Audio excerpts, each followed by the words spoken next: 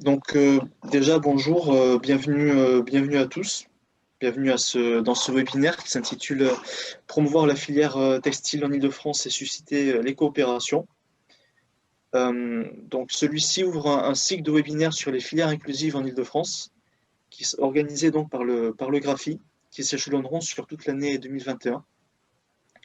Déjà, au préalable, avant de commencer réellement, je vous rappelle que ce webinaire est prévu donc, sur une durée d'une heure trente environ et doit donc s'achever à midi 30. Nous vous encourageons à poser vos questions sur le chat ou à inscrire toutes remarques, tout ce que vous voulez ajouter. Et on gardera une dizaine de minutes à la fin. Enfin, bien entendu, on vous répondra sur le chat. On transmettra vos questions aux intervenants et on gardera une dizaine de minutes à la fin si chacun veut prendre la parole et voilà, il veut intervenir. Bon, déjà, peut-être pour présenter l'initiative de ces webinaires, de ces webinaires. Bon, le webinaire textile sur la filière textile que nous organisons aujourd'hui et s'inscrit dans le cadre d'un cycle de webinaires et aura lieu, enfin d'autres webinaires sur la base d'autres filières auront lieu, comme la filière économie circulaire, la filière cycle et vélo, numérique et agriculture alimentation. Vous pouvez voir sur la présentation que je vous encourage à suivre d'ailleurs les différentes dates prévues pour l'instant jusqu'au mois de mai pour certains de ces webinaires et deux autres web meetings qui auront lieu plutôt vers la fin de l'année. Sinon, alors déjà peut-être pourquoi un tel cycle de webinaires sur les filières inclusives. Tout simplement parce que nous sommes partis d'un double constat. Déjà une diversité croissante de l'activité des structures d'insertion et des fois aussi parfois un manque de connaissances, voire de reconnaissance de cette diversité auprès des acteurs externes à l'insertion, mais aussi à l'intérieur même du monde de l'insertion. Dans ce domaine, dans le domaine des différentes filières en des différentes filières inclusives en Île-de-France, le constat est très simple. En apparence, une IAE francilienne assez homogène, avec plusieurs grands secteurs d'activité investis par les SIAE. Donc le BTP, le nettoyage, les espaces verts, les services aux personnes. Ce secteur représente environ 2 tiers des heures travaillées par les salariés en insertion. Et en parallèle, on observe donc une réelle capacité d'innovation des SIE dans ces 4 secteurs, mais également la capacité qu'elles ont de développer des activités originales dans d'autres secteurs, que sont le secteur sanitaire et médico-social, le secteur informatique ou numérique, des métiers de la bouche, de l'événementiel, entre autres, ou encore du textile, comme nous allons vous le présenter aujourd'hui. Alors, justement, par rapport à ce secteur-là, alors qu'est-ce que nous, Interréseau, nous pouvons proposer suite à ce constat? Bon, c'est bien entendu, les innovations des structures enfin, existaient avant l'existence du Graphi, se poursuivront après. Nous, on se voit pas comme, enfin, on n'a pas la prétention d'apprendre aux structures à innover. En revanche, nous, notre utilité, ça peut être d'appuyer les structures et les potentiels partenaires de ces structures dans des initiatives de coopération et d'appuyer les structures de l'IAE enfin, de les aider, notamment à faciliter les échanges entre elles, faciliter les échanges entre SIE d'une même filière. C'est ce que ma collègue Lorraine Planchon donc de la FAS et du Graphi propose dans le cadre de l'animation d'un collectif de structures du textile. Nous, ce qu'on peut apporter aussi en tant qu'interréseau, c'est la promotion des filières de l'IAE francilienne, les faire connaître auprès de la communauté des SIAE, mais bien entendu aussi des entreprises, des collectivités, des acteurs partenaires. Donc voilà, visée de communication. Et enfin, de donner à voir aux SIAE, aux structures d'insertion, les possibilités de diversifier, voire de réorienter son activité, que la structure soit dans une stratégie de croissance ou plutôt de transformation. Vous l'aurez compris, le GRAPHI encourage la diversification des secteurs d'activité des SIAE parce que, selon nous, elle est porteuse de plusieurs, je dirais, de plusieurs points positifs. Elle permet déjà aux structures d'insérer les salariés dans des secteurs différents, donc de leur offrir un accès à des emplois potentiels variés.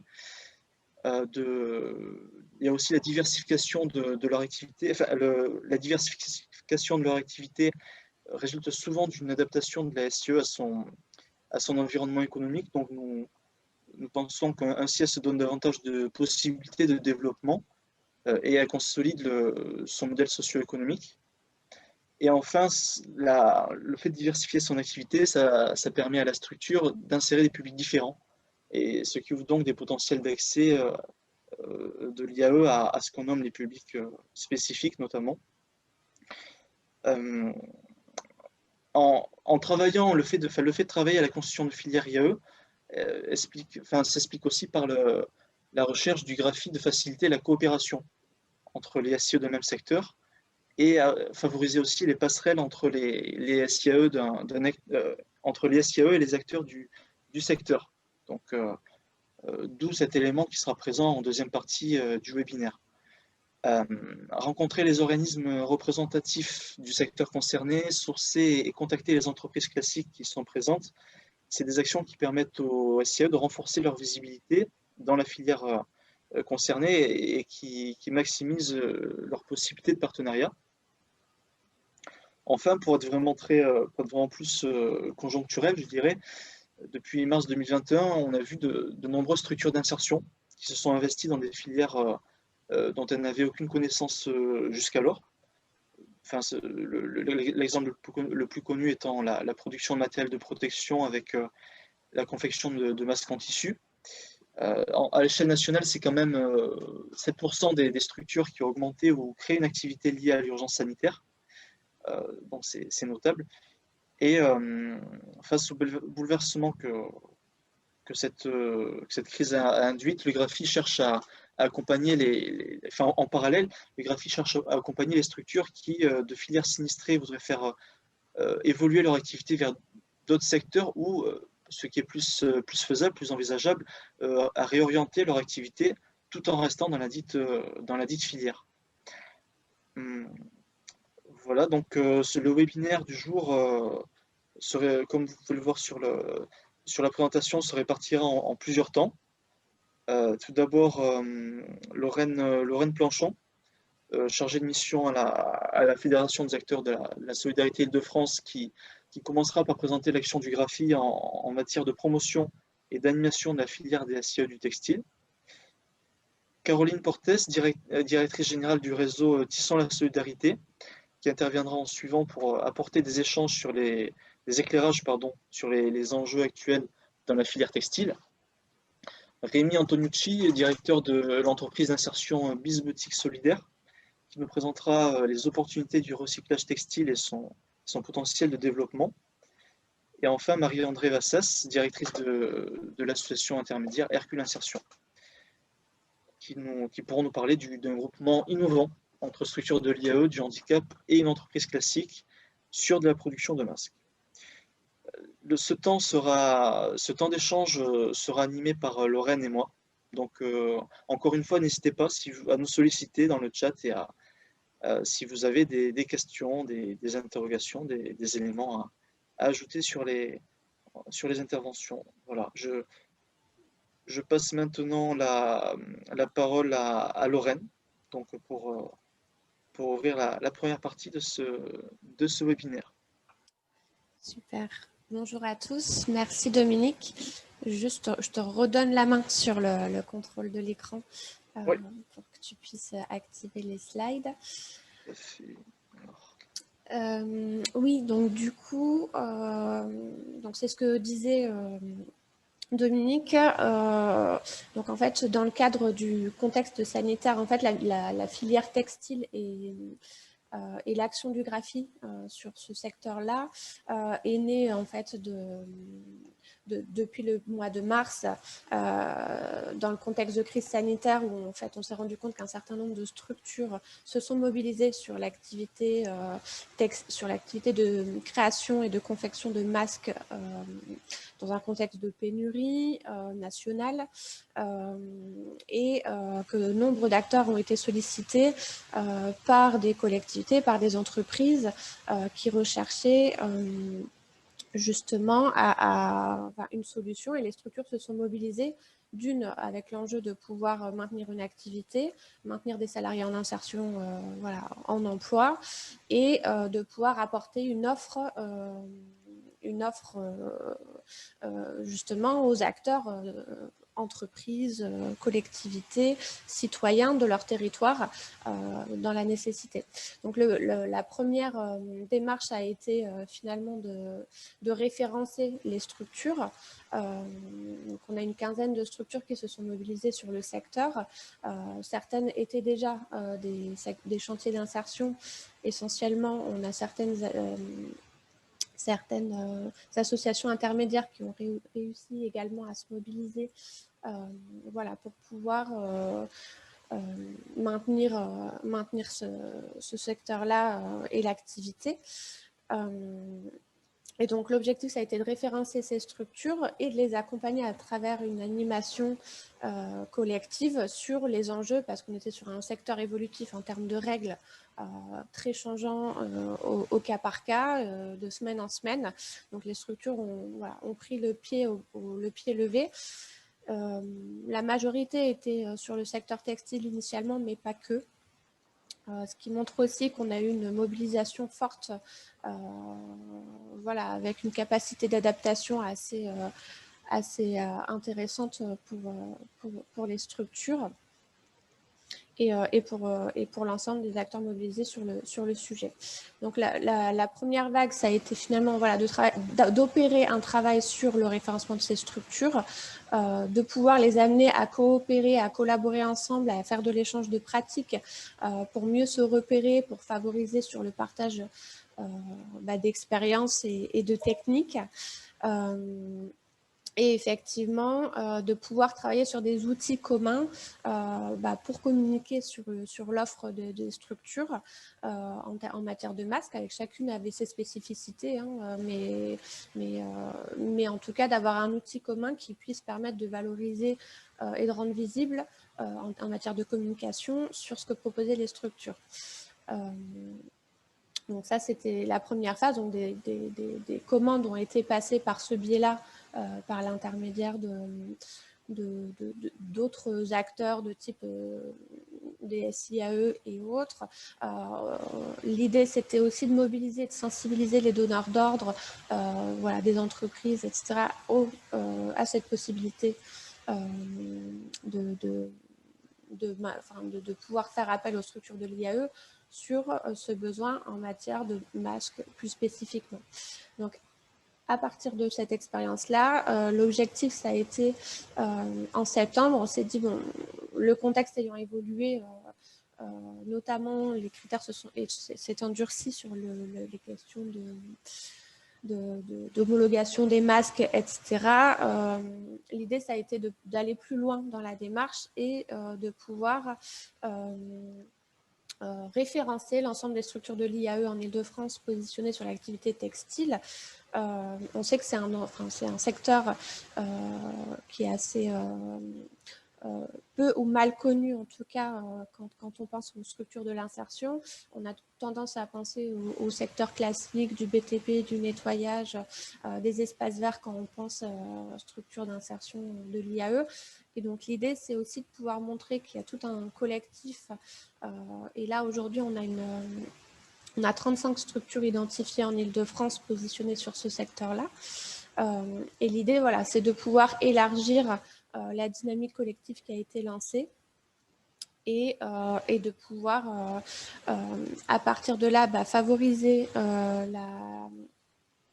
la coopération entre les structures et mutualiser éventuellement les besoins qu'elles pourraient avoir. Donc, que ce soit sur l'échange de pratiques en termes de technique, que ce soit sur des besoins en termes de parcours en emploi et du coup de formation. Donc on y reviendra sur ces questions-là. Mais l'idée, voilà, c'était vraiment de créer un collectif qui puisse voilà, échanger sur les pratiques, mieux se connaître, parce qu'on se rend compte que les structures ne se connaissent pas forcément entre elles, ou en tout cas toute l'offre qu'elles peuvent dispenser les unes des autres. Et ce qui fait que du coup, dans les premiers groupes d'échange, groupes de travail avec ces structures, ce qui est ressorti, c'était qu'il y avait une volonté de mieux se connaître, de mutualiser sur les pratiques et de pouvoir réorienter lorsque des commandes étaient réalisées auprès d'une structure qu'elle ne pouvait pas fournir le commanditaire, et du coup de réorienter sur les autres structures. Donc l'idée, c'est effectivement d'aller chercher des opportunités de marché, que ce soit voilà, sur des secteurs plus traditionnels, voilà, de couture, de retouche, de repassage, etc., ou vraiment sur d'autres types de secteurs de confection sur mesure, voilà, de travailler sur du recyclage avec les collectes, les tris, la valorisation de textiles. Et de pouvoir ensuite accompagner ces structures à répondre de manière collective pour pouvoir développer leur modèle économique, développer des opportunités en matière de marché, de clientèle possible. L'idée étant aussi pour certaines de diversifier l'offre pour l'adapter aux besoins qui surgissent et de pouvoir voir de manière plus lointaine voilà, des opportunités qui soient porteuses. Donc en termes d'offres textiles pour les structures de l'IAE en Ile-de-France, ce que je vous disais, on a à peu près 35 structures référencées aujourd'hui. Le travail est en train d'être mené. L'idée, c'est de donner de la visibilité au secteur. Donc on se rend compte que l'offre est relativement variée, hein, puisque du coup on a, on va dire, l'activité un peu plus classique de couture, retouche, repassage, laverie et services livraison et ramassage de linge. Donc ce sont des services qui peuvent se faire auprès de collectivités, entreprises et aussi auprès de particuliers. On a également de la confection sur mesure, d'accessoires, d'ameublement, de costumes événementiels, de produits dérivés de marques et de flocage, de vêtements pour personnes en situation de handicap. Ça montre un petit peu le panel des compétences, en tout cas développées par les structures, et ce qui est relativement intéressant parce que le domaine est assez large. Donc on en parlera avec notamment Tisson, la solidarité, et Bizboutique tout à l'heure sur tout ce qui relève aussi de l'upcycling et de la collecte de tri et de la valorisation des vêtements de seconde main. On a des créations assez innovantes de structures qui vont aller chercher des badges publicitaires d'entreprises et puis voilà, les transformer pour en faire des accessoires, sacs, etc. Et que ça puisse ensuite être vendu soit aux collaborateurs de l'entreprise, voilà, soit au personnel dans des collectivités ou lors d'opérations à l'échelle d'un territoire, d'opérations dédiées au zéro déchet, etc. Donc on a tout un univers avec pas mal de niches qui à explorer encore sur ce secteur-là. Et puis on a également tout ce qui est conception et création textile et habillement, où on se rend compte que les structures travaillent pas mal avec de nombreux, enfin voilà, des stylistes, des créateurs sur des petites et des moyennes séries. Voilà. Et l'idée, du coup, c'est vraiment d'être dans des questions un peu de sous-traitance. Voilà. Donc Caroline pourra revenir sur ce sujet également. Et ensuite, on a aussi des structures qui sont dédiées à la personnalisation, donc tout ce qui est marquage publicitaire, broderie, impression sur tissu, etc. Et enfin, on a des structures typiquement qui sont dans de la vente d'accessoires et des boutiques, ce qui permet du coup voilà, d'avoir un panel assez complémentaire, bien spécifique pour chacune des structures qui intervient sur ces secteurs. Mais voilà, l'idée, c'est de voir dans quelle mesure on peut communiquer sur cette offre, dans quelle mesure des opportunités peuvent en découler, dans quelle mesure elles peuvent coopérer coopérer ensemble pour des projets peut-être un peu plus d'ampleur. Parce que c'est ce qu'on verra. En fait, l'enjeu pour les structures de l'IAE, c'est de diversifier leur activité. Et pour celles qui souhaitent se lancer, c'est de mieux connaître les opportunités du secteur pour pouvoir développer cette activité et sur quel type de produit, avec quels enjeux pour les parcours des salariés en insertion, quelles collectivités peuvent soutenir et attribuer ces marchés, quel type de marché. Et pour les entreprises, finalement, c'est voilà, comment je fais appel aux prestations de l'IAE, sur quel type de produit. Et l'idée, voilà, c'est vraiment d'intervenir sur des axes-là et d'essayer d'apporter un soutien et développer les coopérations.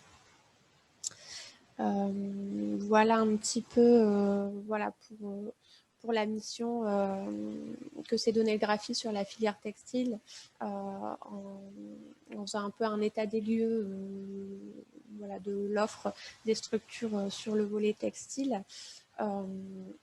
Donc l'idée, ça va être de toute façon de pouvoir échanger sur les enjeux du secteur et les opportunités, ce qu'on avait pu voir aussi au niveau de vos retours sur vos attentes sur ce webinaire. On essaiera d'y répondre.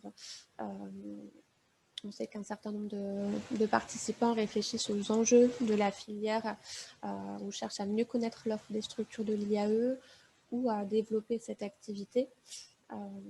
Donc là, on aura voilà, quelques éléments, notamment sur la question des partenariats et des réseaux qui peuvent intervenir sur le sujet, notamment avec les interventions juste après,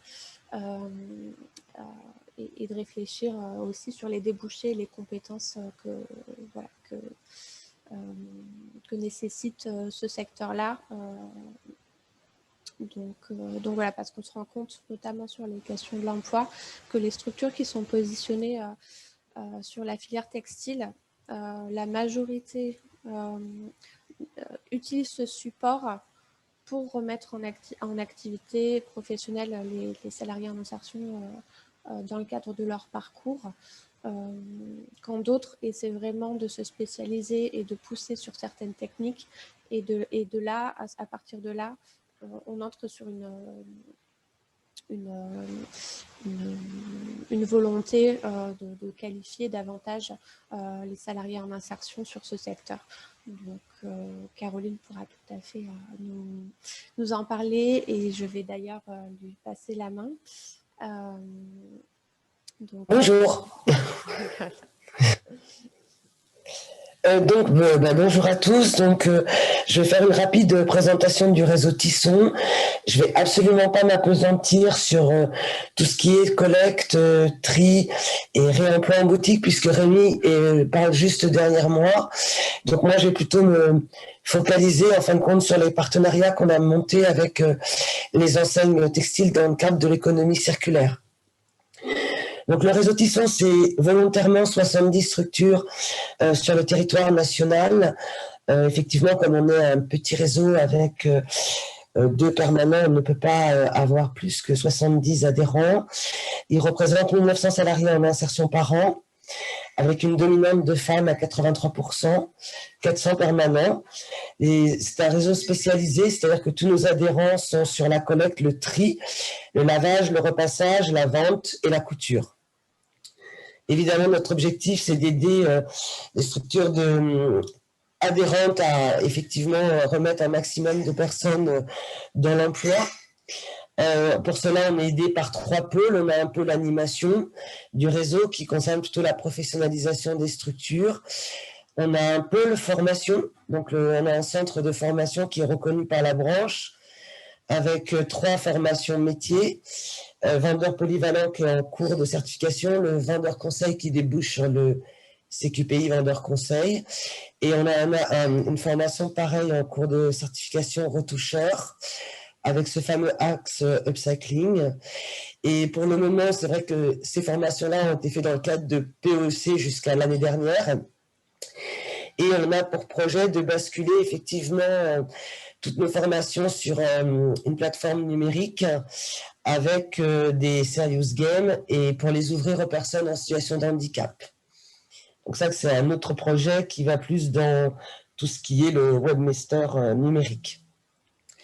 Le contexte sur l'économie circulaire, c'est vrai qu'on est actuellement dans un axe particulier dans la mode, puisqu'on a la loi anti-gaspillage qui va interdire de jeter les invendus et les invendables. On a eu la signature du Fashion Pact en 2019, où il y a eu vraiment un véritable enjeu de vouloir changer le comportement des acteurs de la mode et peut-être de produire différemment. Il y a le plan de relance qui favorise effectivement l'investissement et le réemploi. Et nous, on a fait une étude de marché dans le cadre d'un financement ADEME et Val-de-Seine et région Normandie par rapport à trouver une solution pour les enseignes, pour leurs invendus et pour leurs invendables. Donc, cette étude de marché, elle a débouché l'année dernière sur nos premières formations upcycling et retouche et sur les premiers partenariats avec les enseignes.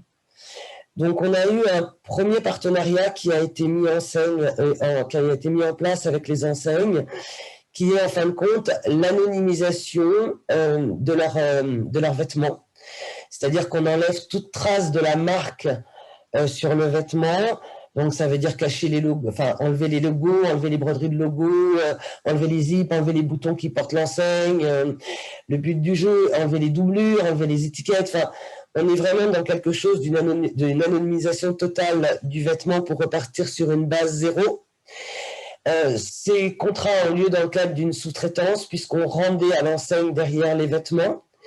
Et en fin de compte, cette sous-traitance nous servait de support de production après la formation retouche, puisque tous les programmes à Tisson sont construits avec les entreprises, mais tous les supports pédagogiques sont validés par les salariés en insertion et à défaut, cette année aussi, par les personnes en situation de handicap.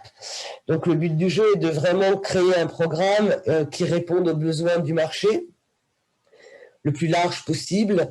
Donc très clairement, le programme retouche a été créé avec tous les retoucheurs et aussi effectivement des écoles de mode et les salariés en insertion. Ensuite, on a eu d'autres partenariats. Donc là, il y a eu effectivement un deuxième qui a été en fin de compte de transformer des vêtements d'enseigne, on va dire de gamme supérieure et de milieu de gamme, pour qu'elles puissent être revendues dans les boutiques de Tisson. Donc là, je tiens vraiment à préciser que l'upcycling, qui est de transformer une pièce pour faire évoluer son style ou modifier sa fonctionnalité, on a travaillé sur la récupération des invendus et des invendables des enseignes. Le réseau a réalisé les fiches techniques et on les a réparties au sein des ateliers de couture. Évidemment que chaque structure pouvait avoir des idées de transformation, il n'y avait aucun problème. Au contraire, et à chaque fois qu'un vêtement était transformé, le prototype était soumis à l'enseigne pour validation. Parce que le but du jeu était bien entendu qu'on ne reconnaisse pas le vêtement de base.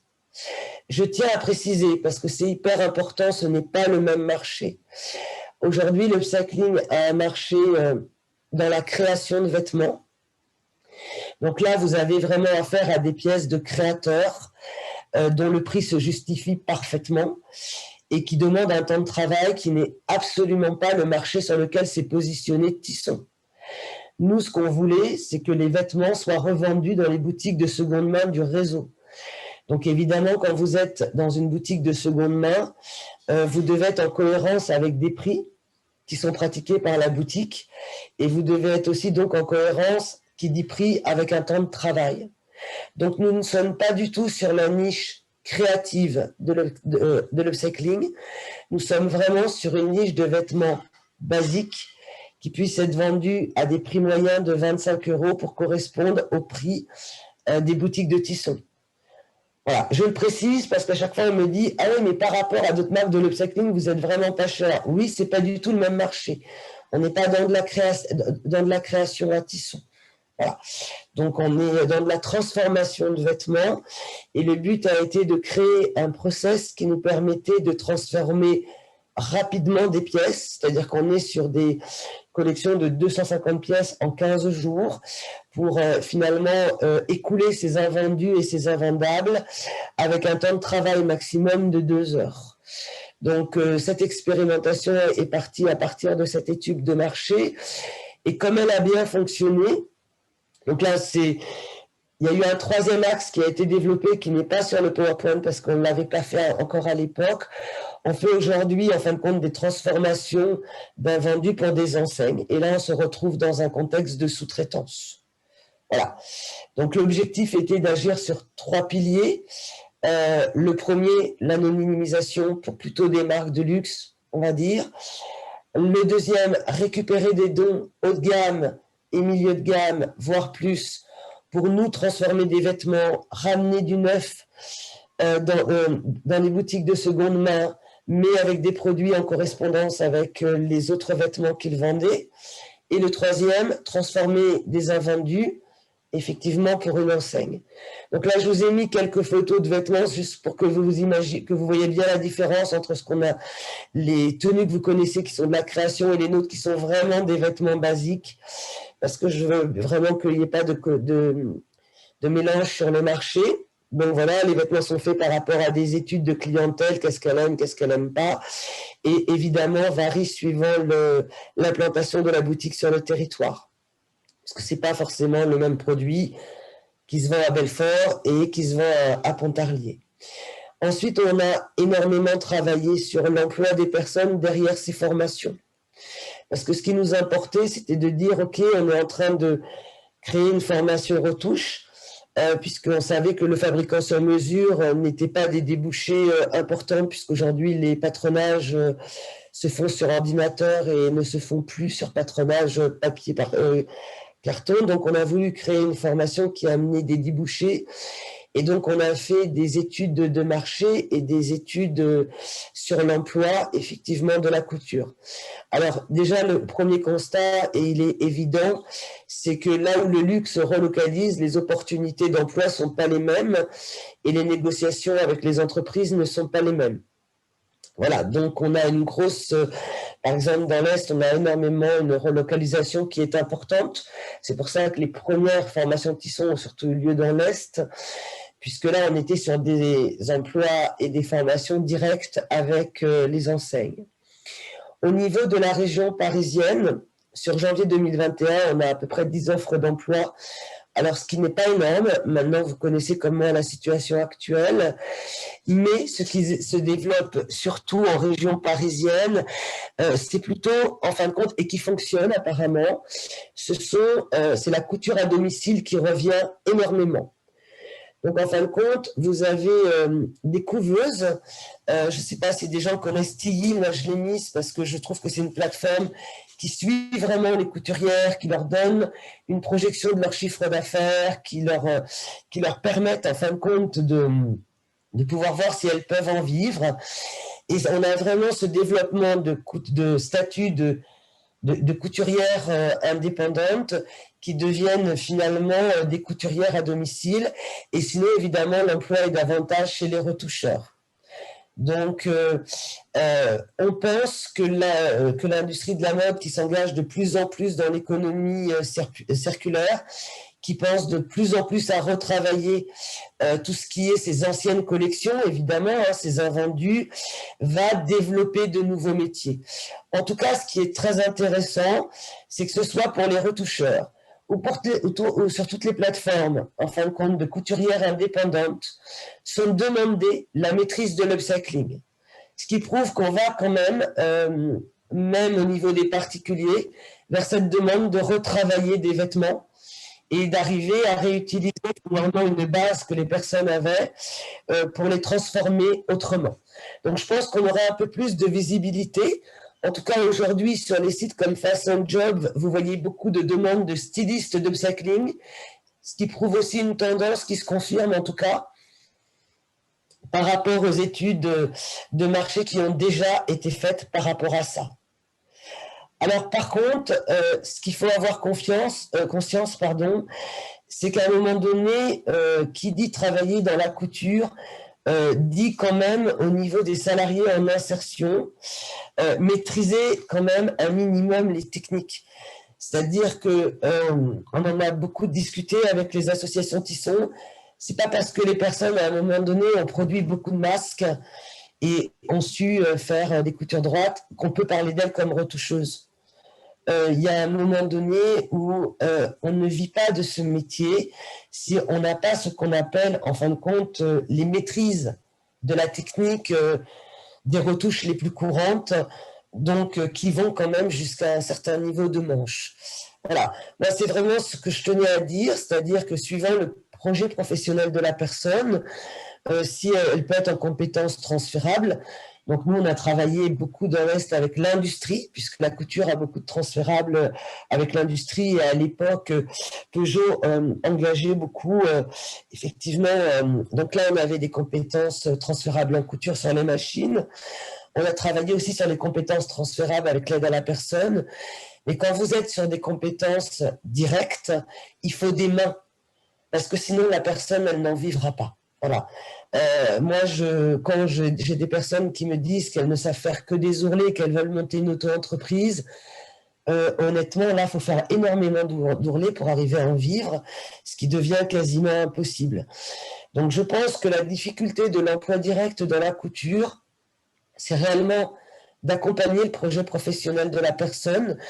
Donc, nous, on a pris le parti à Tisson de commencer nos formations par toute une introduction qui est le contexte de l'emploi, avec des exemples d'offres d'emploi, pour que ce soit très clair pour la personne dès le départ, en disant, voilà, si vous voulez en vivre, voilà ce que demande un retoucheur, voilà ce que demande si vous voulez être mécanicienne en confection, parce que se développer beaucoup à Tisson de salariés en insertion qui souhaitaient créer des auto-entreprises, mais avec un niveau de couture finalement très très bas, puisqu'elle s'arrêtait aux ourlets, on n'avait même pas les zips. Donc, ça nous a fait vraiment réfléchir en disant, OK, là, on ne peut pas amener des gens dans le mur. Et voilà, c'est pour ça qu'on a changé, en fin de compte, le début de nos formations retouche et upcycling, en faisant une partie assez longue sur le contexte professionnel de ces métiers.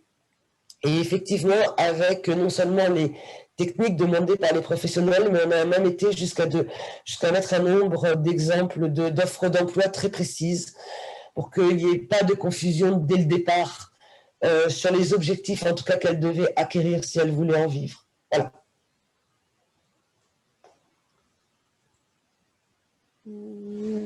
Merci Caroline, du coup, pour cette intervention et témoignage du coup sur les enjeux du secteur, notamment spécifiquement sur l'upcycling et les compétences attendues sur ce secteur. Après, si vous avez des questions, n'hésitez pas à lever la main ou à prendre la parole à travers le chat. C'est l'occasion de pouvoir aussi échanger avec les différents intervenants sur les différents secteurs de prédilection.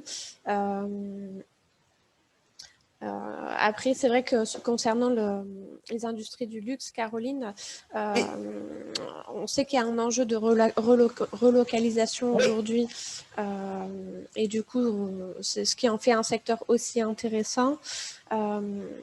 Voilà, après, la question qui surgit, c'est quels sont les enjeux et comment coopérer avec le secteur. Donc, tu as un peu intervenu voilà, parce que parfois, on a tendance à dire qu'il y a un gap entre les attendus sur le secteur du textile et la montée en progression des salariés en insertion au sein des structures de l'IAE. Alors, le process qu'a fait Tisson, c'est le même qu'on a eu dans la vente.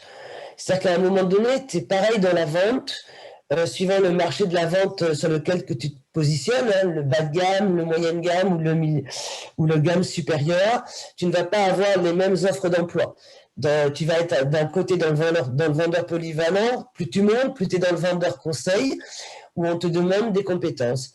C'est exactement la même chose dans la couture.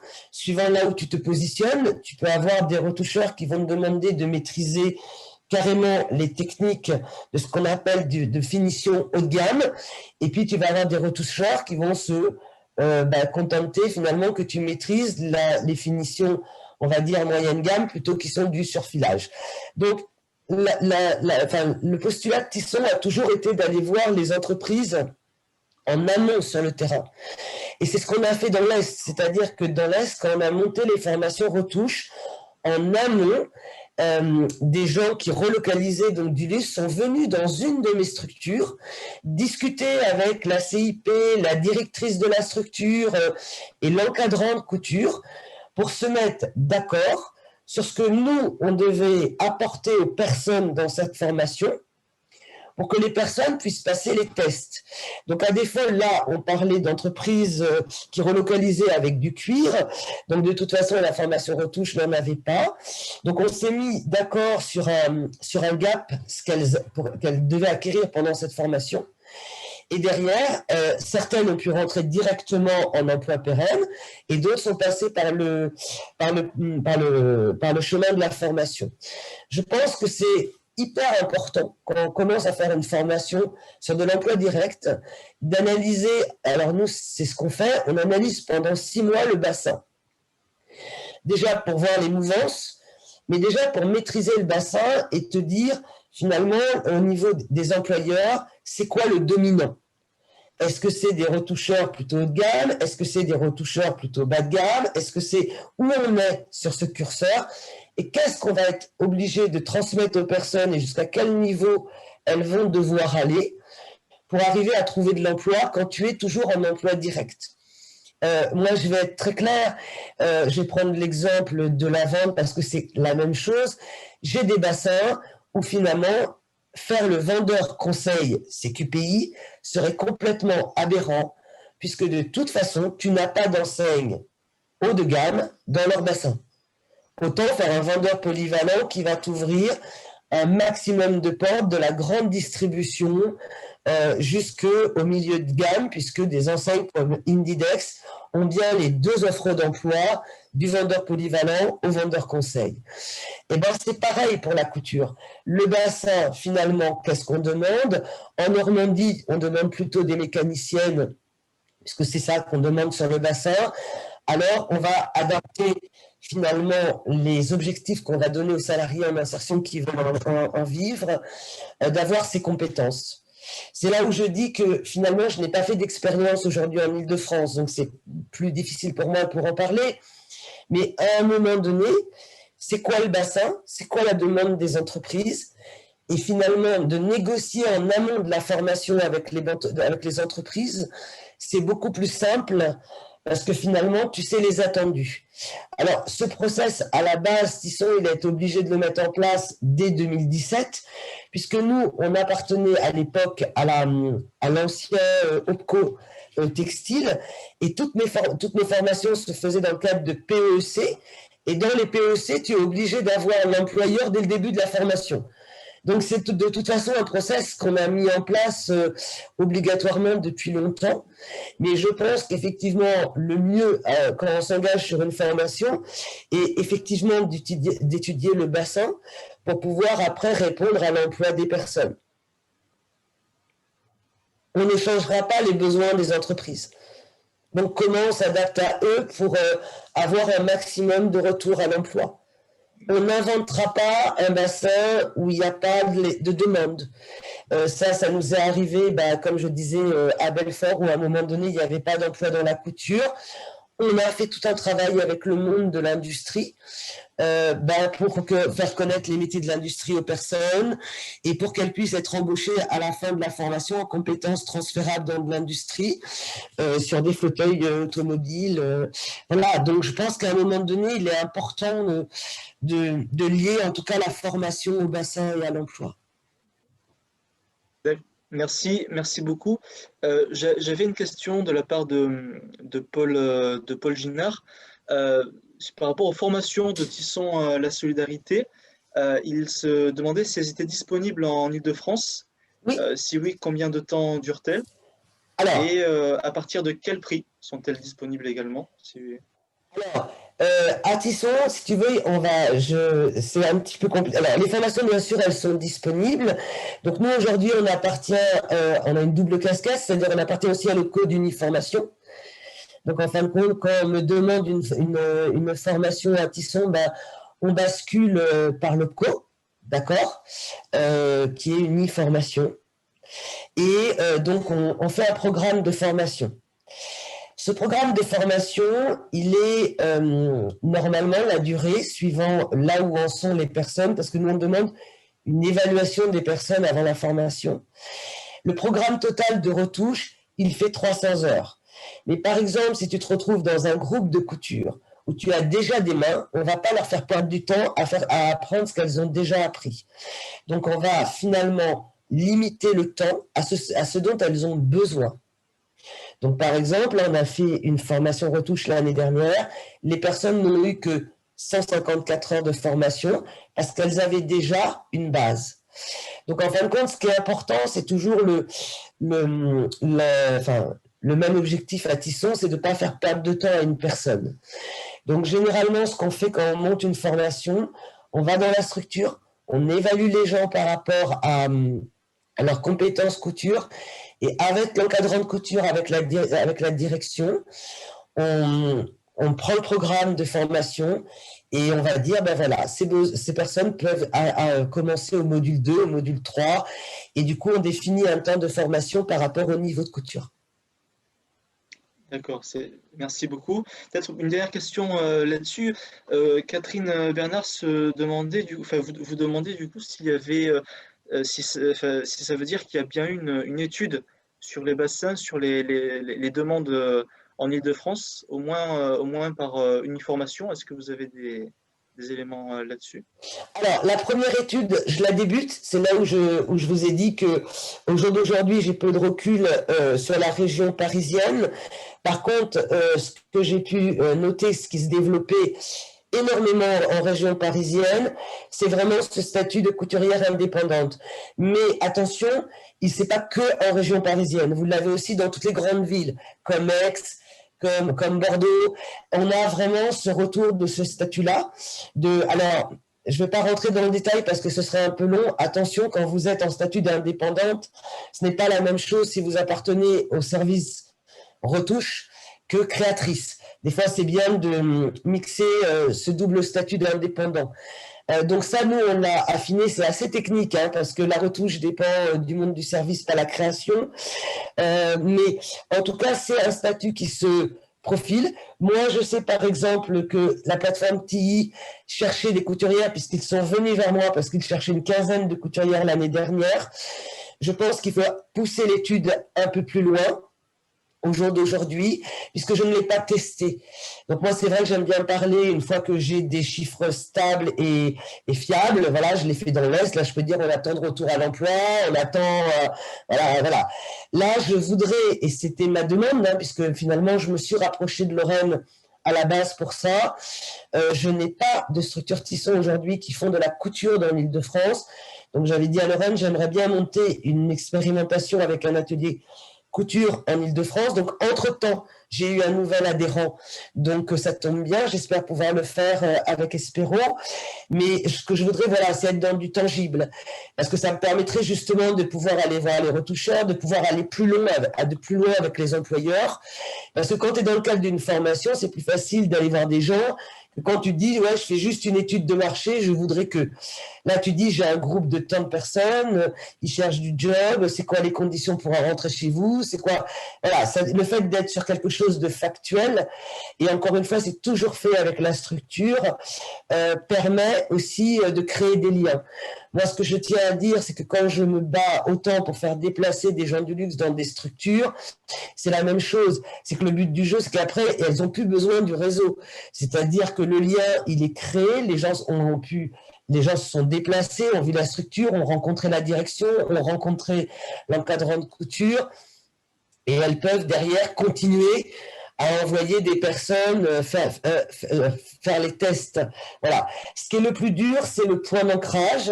parce que souvent, malheureusement, et encore une fois, même si ça change, les entreprises ont souvent tendance à voir les gens en insertion par leur manque et pas par leurs compétences.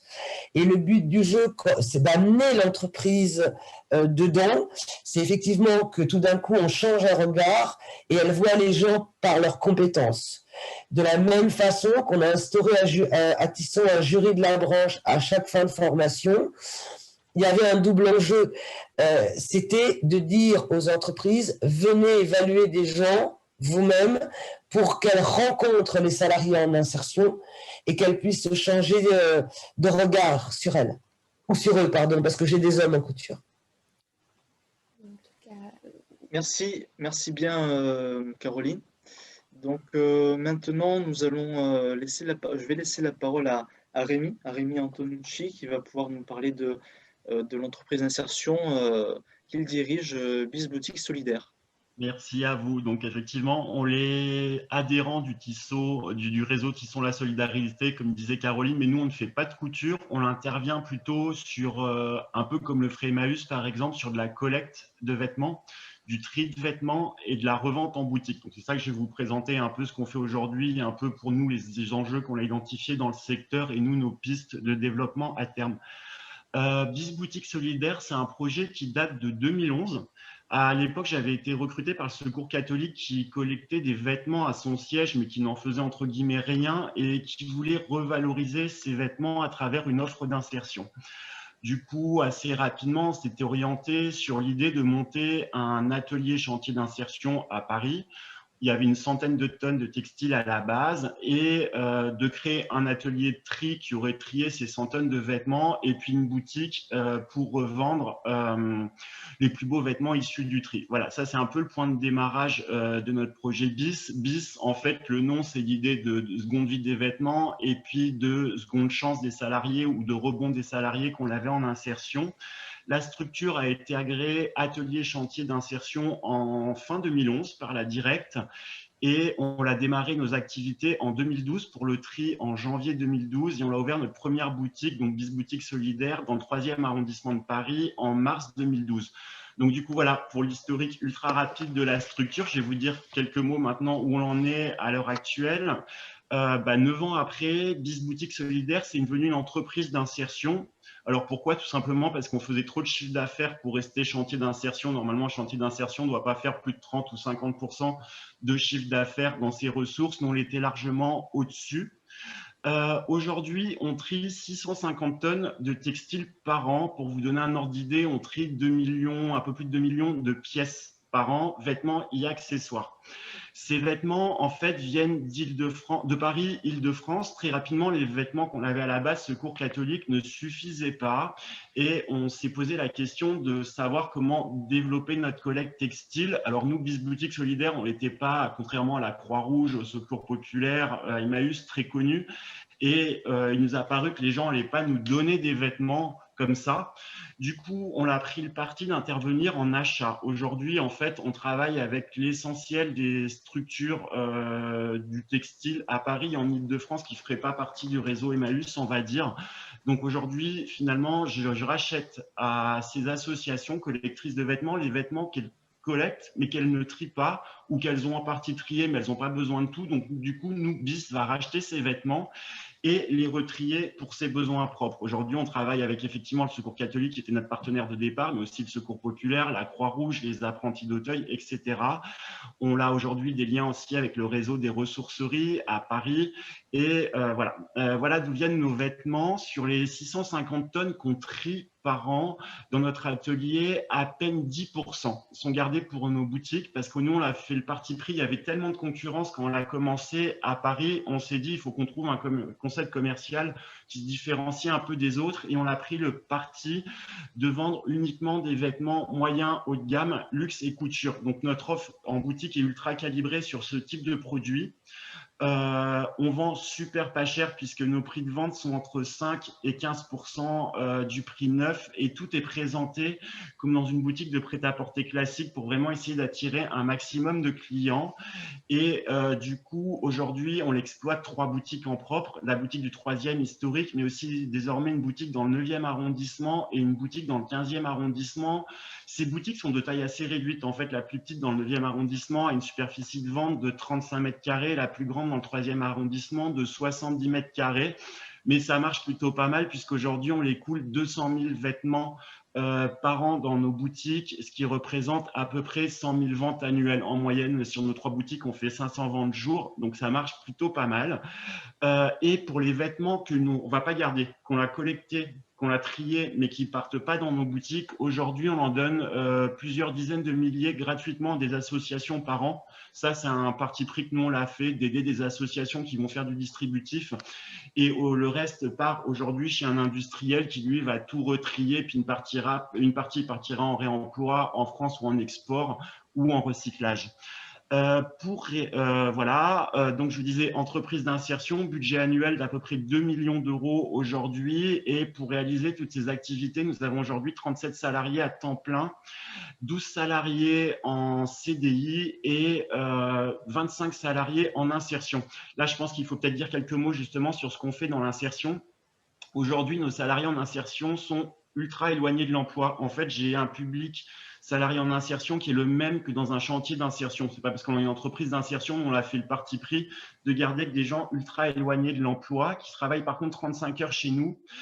Ils travaillent sur 3 types de postes. Chauffeur-livreur pour le ramassage ou les livraisons des boutiques. Agent d'atelier, c'est-à-dire c'est les personnes qui vont faire le tri, le contrôle qualité, l'étiquetage des vêtements et la vente. Voilà, on a 3 métiers chez nous aujourd'hui. On a un accompagnement de nos salariés en insertion très à la carte. Aujourd'hui, j'ai la chance d'avoir 1,5 chargé d'insertion pour 25 personnes, ce qui nous permet de faire vraiment du à la carte avec nos salariés en insertion. Un accompagnement qui est vraiment ultra poussé avec chaque personne et beaucoup de formation. Dès qu'il y a besoin, on met en place de la formation pour favoriser la sortie en emploi de nos salariés en insertion. Nos chauffeurs livreurs sortent essentiellement sur de la logistique ou du transport. Nos vendeurs, et là, on l'a fait un gros travail sur la formation, notamment avec Tissons la Solidarité, sortent ou dans la vente, essentiellement en grande distribution ou dans le prêt-à-porter. On a des vendeurs qui partent chez Cyrillus, chez Uniqlo, chez Zara, et ce qui veut dire qu'on peut y arriver avec de la formation. Il y a un support professionnel de base qui est pro. On y arrive, on a vraiment des gens qui n'ont jamais travaillé dans la vente et qui arrivent à sortir chez Uniqlo, chez Zara. Donc ça peut marcher.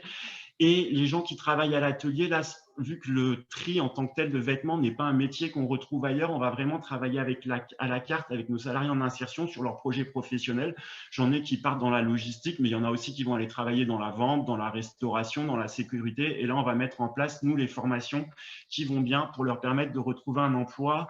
En 9 ans, on a accompagné un peu plus de 300 salariés avec un taux de sortie moyen selon les années à l'emploi compris entre 60 et 80%.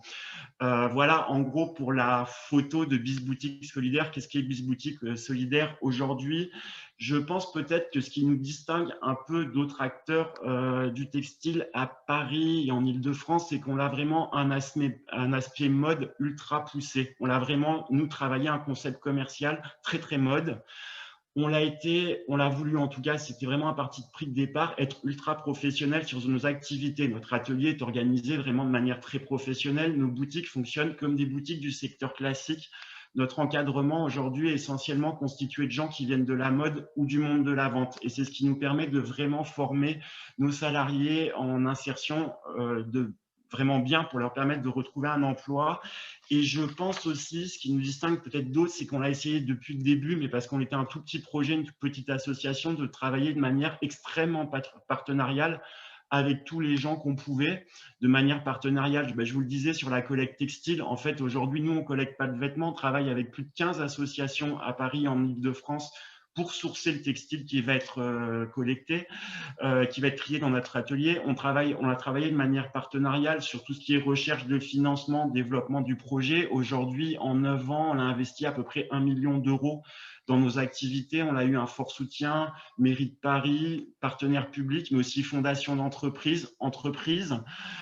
On travaille aussi de manière partenariale avec d'autres SIAE. Aujourd'hui, par exemple, toute ma logistique, parce qu'on a un très gros volet logistique, notamment sur l'évacuation de nos surplus, est sous-traité à Croix-Rouge Insertion. Donc là aussi, on a essayé de faire du partenariat avec d'autres entreprises, avec des entreprises d'insertion qui ont des savoir-faire que nous, très clairement, on l'a pas. Et puis, on a essayé de faire du partenariat avec des entreprises aussi sur nos activités, et notamment aujourd'hui sur notre sourcing, puisque notre tri de vêtements parisiens ne correspond pas complètement aux besoins de nos clients. Par exemple, nos clients cherchent du vintage et ça, on ne l'a pas dans notre collecte parisienne. On l'a sourcé avec des entreprises du privé pour améliorer notre offre commerciale. Voilà. Et vraiment, on essaie toujours de travailler en partenariat pour développer nos activités.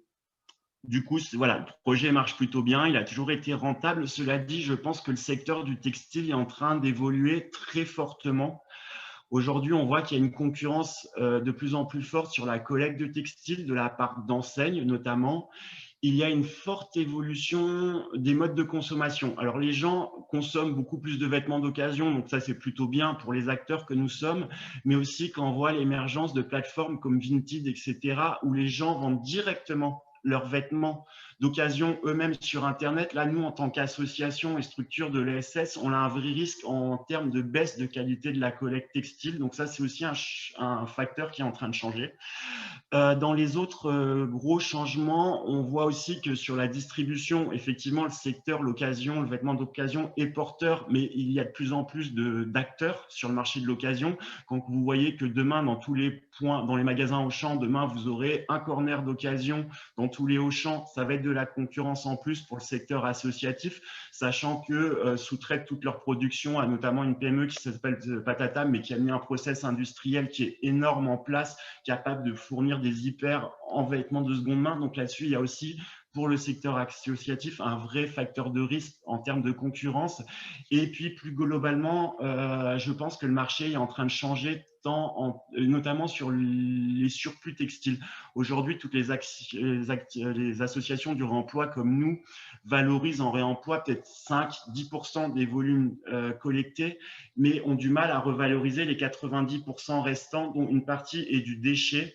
Et il devient de plus en plus difficile de les écouler. La valorisation de ces surplus est en train de s'écrouler. Et demain, c'est un risque pour nos structures d'avoir des charges supplémentaires, car il faudra écouler tous les déchets textiles qu'on ne sait pas traiter aujourd'hui. Donc voilà, vraiment le secteur est en train de changer fortement et je pense qu'il faut se préparer à ces changements. Du coup, nous, chez BIS, on a identifié que ça marche bien, mais qu'on reste un tout petit acteur. Et clairement, nous, l'objectif est dans les 3 ans de changer d'échelle, alors en restant en Île-de-France et sur Paris en particulier, mais vraiment de changer d'échelle et de développer nos activités. On l'a imaginé, un plan de développement à peu près 1 million d'euros qu'on est en train, ou sur lequel nous sommes aujourd'hui en recherche de financement, et notamment où nous nous associerions à d'autres structures de l'insertion pour financer ce projet de développement avec différentes pistes en termes de développement. Sur la collecte textile, c'est le nerf de la guerre. Clairement, nous allons continuer à le développer, de nouveaux partenariats pour avoir davantage de vêtements, notamment des partenariats associatifs. Nous allons aussi commencer à répondre à des appels d'offres publics pour poser du container sur la voie publique pour augmenter notre collecte textile. Nous allons déménager notre atelier de tri qui est aujourd'hui tout petit. On traite 650 tonnes de vêtements dans 280 mètres carrés, ce qui est complètement fou. Quand Caroline connaît les structures de province et les volumes qu'il faut, aujourd'hui, on réfléchit à une unité de tri de 1000 mètres carrés avec un process qui sera beaucoup plus industriel, mais qui nous permettra aussi de faire des super parcours en termes de logistique pour nos salariés en insertion, parce que ça, c'est des choses qu'on peut complètement professionnaliser et améliorer, informatiser, et ce sera des super outils de retour à l'emploi demain, notamment dans le secteur de la logistique. Et on est en train de repenser complètement à notre offre commerciale globale. Là aussi, avec sur Paris, à minima, une nouvelle ouverture de boutique en propre BIS l'année prochaine.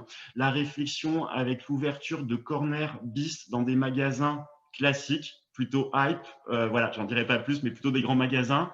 On réfléchit également à un nouveau concept de magasin un peu plus bas de gamme, parce qu'aujourd'hui, BIS, comme on l'est positionné sur du plutôt haut de gamme dans l'occasion, on se dit que c'est idiot, on valorise pas tous les volumes on collecte ou qu'on trie, et du coup, c'est de créer un deuxième concept de magasin un peu plus bas de gamme, mais toujours mode pour écouler davantage de textiles et réemployer davantage de textiles. On travaille également sur une ligne d'accessoires de mode fabriqués en textile de seconde main qui sera distribuée dans nos boutiques, mais aussi dans des magasins privés avec qui des lieux un peu hype là aussi où on est en recherche de partenariat actuellement. Alors c'est pas nous qui allons fabriquer cette ligne d'accessoires. Là c'est un projet où on va travailler en sous-traitance avec des acteurs de la couture en Île-de-France. On a identifié déjà plusieurs SIAE qui sont prêtes à nous accompagner là-dessus. Et on réfléchit aussi pour valoriser davantage de textiles à lancer une activité de gros. Aujourd'hui, on a pas mal de vêtements en bon état qu'on ne valorise pas et l'idée étant de pouvoir en fournir une partie ou alimenter en partie d'autres acteurs de la seconde main en vêtements en gros pour être vendus en boutique. Aujourd'hui, on a lancé une expérimentation avec une grande association dont je ne dirai pas le nom ici, à qui on a fourni plusieurs tonnes de vêtements l'année dernière pour des boutiques. On réfléchit aussi on a commencé à mettre en place des partenariats avec des créateurs locaux, etc., qui ont besoin de vêtements pas forcément en bon état pour de la customisation, de la création. Là aussi, à lancer une petite activité là-dessus de fourniture de vêtements en gros. Voilà en gros pour notre structure et puis un peu les évolutions du secteur qu'on a identifiées ou nous les évolutions qu'on souhaite mettre en place sur notre structure. Merci. Merci Rémi pour ces explications très intéressantes. On avait une question un peu en amont de votre projet, lorsque vous nous disiez que vous aviez, au début, vous étiez sous forme de chantier d'insertion et vous avez basculé en entreprise d'insertion, et Paul Guinard se demandait s'il avait été difficile de faire cette transformation, et aussi pour quelle forme d'entreprise d'insertion vous avez opté. Alors aujourd'hui, pour le statut juridique, ça va être le plus rapide. À la base, le projet était chantier d'insertion exploité par une association. Alors l'association existe toujours, sauf que nous, on l'est passé en entreprise d'insertion sous forme SAS, mais qui est détenue à 100% par l'association qui avait créé le projet. Donc aujourd'hui, c'est une SAS, mais portée par une association. Le projet reste purement associatif, il n'y a pas de distribution de dividendes, tout l'argent qu'on gagne est réinvesti dans le projet. Donc voilà, ça c'est pour le statut juridique. On l'a basculé en chantier d'insertion parce que tout simplement, nos boutiques généraient trop de chiffre d'affaires pour un chantier d'insertion. Par contre, oui, le gap entre le chantier d'insertion et l'entreprise d'insertion est hyper important parce qu'en fait, vous pouvez être un chantier d'insertion qui fait beaucoup de chiffre d'affaires et qui est rentable, sauf qu'une entreprise d'insertion a beaucoup moins de subventions publiques en termes d'insertion, est fiscalisée, et un chantier d'insertion peut être très rentable avec 50-55% de chiffre d'affaires. Pour être une entreprise d'insertion viable, il faut faire au moins 80-85% de chiffre d'affaires.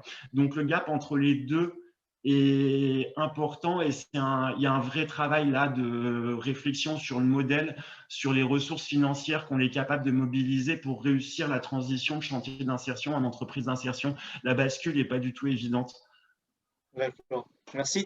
Et aussi, est-ce que vous pourriez nous rappeler d'où proviennent les dons de textiles? Vous disiez Secours catholique, si je ne me trompe pas. Alors, à la base, c'était le Secours catholique qui a porté la création, qui a initié notre projet. Donc, effectivement, au départ, on travaillait avec du textile Secours catholique, sauf qu'il était totalement insuffisant. Très rapidement, vu que l'activité a bien marché pour alimenter la boutique et l'atelier de tri, il a fallu développer.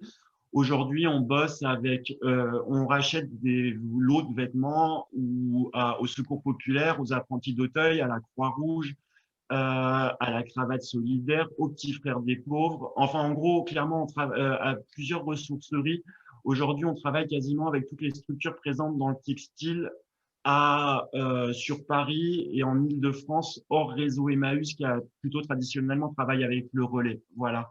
Et d'ailleurs, c'est une porte ouverte. On est toujours en recherche de textiles. Donc, si certains sont intéressés pour travailler avec nous, c'est avec grand plaisir. D'accord, merci. Le message est passé. Est-ce que maintenant, merci beaucoup pour votre intervention, Rémi. Maintenant, Marie-Andrée Vassas, donc directrice de Hercule Insertion. va pouvoir nous parler d'un exemple de groupement innovant entre structure IAE, du handicap et une entreprise classique. C'est certainement un petit peu plus concise. Donc, je suis Marie-André Vassas, directrice d'une association intermédiaire. Très rapidement, cette association, elle a plus de 30 ans, elle est sur l'Essonne. Nous faisons aujourd'hui plus de 100 000 heures de travail, plus de 2 millions de chiffres d'affaires. Et nous avons depuis sur l'année 2020, nous avons monté également une entreprise d'insertion sous la forme, je rejoins ce qu'a dit Rémi, sous la forme d'une SASU. L'association reste l'unique actionnaire de l'entreprise d'insertion puisqu'on veut rester dans un projet très associatif. Donc, nous sommes plutôt, pour situer le contexte, nous sommes plutôt sur des activités, comme l'avait rappelé Dominique, extrêmement classiques, sur de la mise à disposition de personnel et donc tout ce qui est nettoyage et propreté, secteur de la propreté, fait plus de 50% de notre activité. Donc, ce matin, le témoignage, c'était pour vous expliquer effectivement que au moment où on reparle du contexte effectivement de la pandémie au mois de mars-avril, quand tout le monde effectivement cherchait des masques et des EPI dans tous les sens. Donc, à l'initiative, il faut le rappeler, à l'initiative de la MEF Paris-Saclay, c'est-à-dire anciennement c'est un PLI, hein, qui connaît bien les structures d'insertion de l'Essonne, qui nous a demandé effectivement de produire, parce qu'elle avait des remontées d'un ensemble de collectivités sur le secteur Paris-Saclay, des collectivités qui cherchaient à tout prix, aussi bien pour des masques adultes que des masques enfants, cherchaient effectivement des solutions, puisque à l'époque, rappelez-vous, il y avait vraiment une pénurie, on n'arrivait plus du tout à trouver de masques nulle part. Donc, la particularité, c'est que donc la MEF Paris-Saclay a fait appel à des structures d'insertion, donc Hercule effectivement, mais là, effectivement, ce matin, vous auriez dû avoir le témoignage de Coup de pouce, parce que Coup de pouce, en revanche, contrairement à Hercule Insertion, est vraiment dans le métier, en tout cas, c'est un atelier et chantier d'insertion sur la filière textile. Donc, eux, ils étaient vraiment beaucoup plus spécialisés. Donc, bon, voilà, on l'excuse ce matin, elle n'a pas pu être là, donc je fais au mieux. Et donc, le groupement, assez rapidement, ce qui s'est passé, c'est qu'on a relié trois structures d'insertion, une entreprise qui s'appelle Neutralite et qui, à la base, faisait de la confection de couettes, hein, donc une entreprise privée, et puis un ESAT qui est sur le plateau de Saclay, un ESAT dans le champ de l'handicap.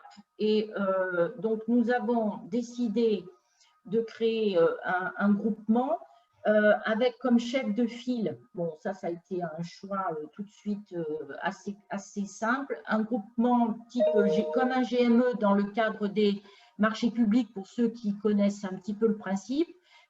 Nous avons donc mis en place une convention entre nous. Le chef de file était la directrice de l'ESAT et donc l'ensemble, toutes les collectivités qui souhaitaient acheter des masques adultes et enfants sont passées directement par l'ESAT qui ensuite nous redistribuait le travail à faire. Alors, pourquoi ce témoignage, c'est pour effectivement surtout vous montrer la capacité d'adaptation et d'agilité des structures qui ont constitué ce groupement, parce qu'effectivement, en 15 jours, on a été en capacité de réunir un certain nombre donc les actes, évidemment, ils avaient leurs salariés sur place. Les trois structures d'insertion ont pu effectivement mobiliser leurs salariés. Après, ça a été effectivement une ouverture en termes d'activité. On est plutôt sur des salariés femmes sur l'ensemble des structures. Et on a cherché parmi nos salariés, alors qu'on ne le faisait pas habituellement, des femmes qui savaient effectivement coudre, qui savaient effectivement, alors coudre, comme a dit tout à l'heure, Caroline, pardon, c'est vraiment des coutures simples, c'était du pliage simple, des coutures simples, mais ça a permis de diversifier l'offre d'insertion et les supports d'insertion que nous offrions classiquement à nos salariés en insertion. Alors, nous avons fait le choix, puisque là aussi le contexte était celui-ci, nous avons fait le choix de laisser la possibilité à nos salariés soit de travailler de chez eux, soit d'aller dans nos structures d'insertion, et puis l'ESAT est resté ouvert pour certains de leurs salariés. Donc l'important, c'est que nous n'aurions pas eu, l'intérêt c'est que évidemment c'est l'entreprise classique, hein, Neutralite, qui générait le plus grand nombre en termes de volume. Nous nous sommes basés sur le volume qu'elle était en capacité. Elle fabriquait à peu près 2500 masques par semaine, alors que nos structures n'étaient en capacité que de fournir 500 masques. Mais encore une fois, c'est le support d'insertion qui était important, et puis surtout la manière dont ce groupement effectivement a pu travailler, aussi bien en termes de logistique. On a fait appel à main forte, on a fait appel à Essonne Mobilité, hein, puisqu'il a fallu aller livrer les masques, il a fallu aller chercher le matériel, les outils, enfin voilà. Donc, on a fait nous aussi appel à d'autres structures d'insertion qui ont permis effectivement de faire grossir le groupement. Donc, aussi bien la facturation que tout passait par les AT mosaïques, et ensuite elle prenait un petit pourcentage comme dans un GME classique en marché public, de façon à pouvoir travailler pouvoir assumer toute la partie administrative, la partie commerciale. Donc à vous dire également que donc on a signé une convention entre nous, et toutes les semaines, effectivement, on devait rendre des comptes au groupement pour pouvoir écouler, effectivement, de son côté, elle, pouvoir écouler la marchandise. Alors, la particularité, contrairement à tout ce qui vient d'être dit avant, on n'est pas, encore une fois, on n'est pas du tout dans la filière. Et ce qui s'est passé assez rapidement, mais je pense que d'autres ont été confrontés au même problème, c'est qu'on a voulu faire homologuer évidemment nos masques pour pouvoir rassurer les collectivités auxquelles on les vendait. Or, alors, assez basiquement, soit ils nous ont répondu que notre volume n'était pas suffisamment important, soit à un autre, ils nous ont répondu qu'ils étaient complètement submergés par les demandes au moment où ça s'est fait. Et effectivement, on n'a jamais eu d'homologation. Donc, sur ce que l'on pouvait affirmer aux collectivités, c'est qu'il y avait un nombre de lavages. Bon, on est resté prudent pour rester dans la législation, et donc on ne pouvait pas affirmer, bien évidemment, que nos masques étaient lavables 50 fois. Ça, c'était impossible de l'affirmer. Donc, pour résumer un petit peu la situation, c'est qu'effectivement, donc Coup de pouce qui était dans la filière ainsi que Neutralite ont continué, eux, après nous, à fabriquer, effectivement, à rester dans la filière textile.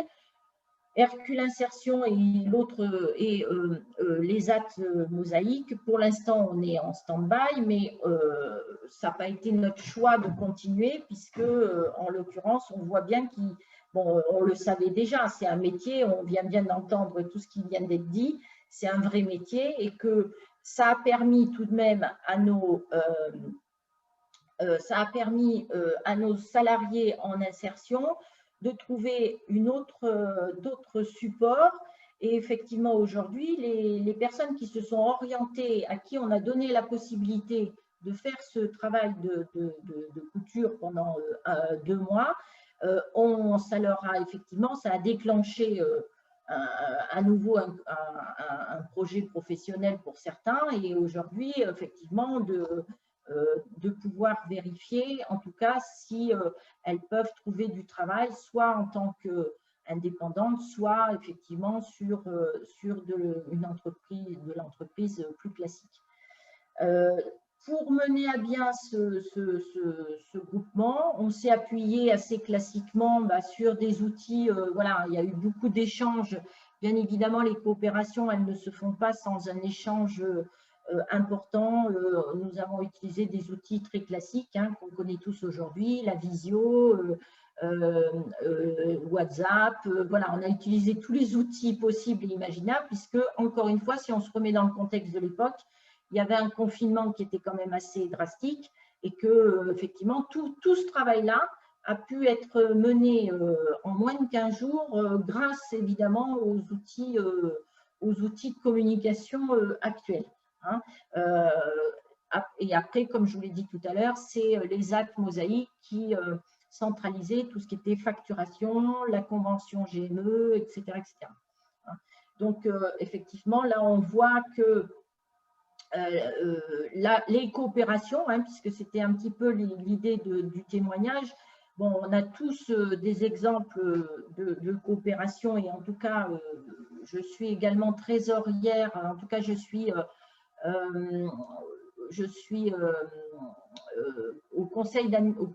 au bureau de Actessonne, qui est le réseau des employeurs solidaires de l'Essonne.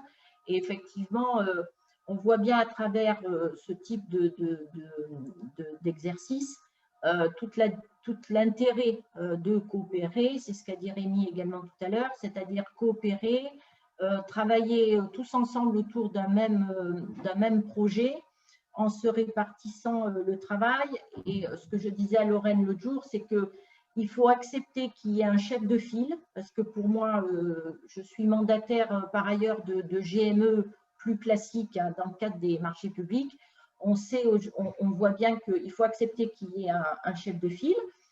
Il faut se faire confiance à minimum. Hein. Je pense que les prérequis, il faut se faire confiance. Pour cela, on est évidemment obligé de bien se connaître.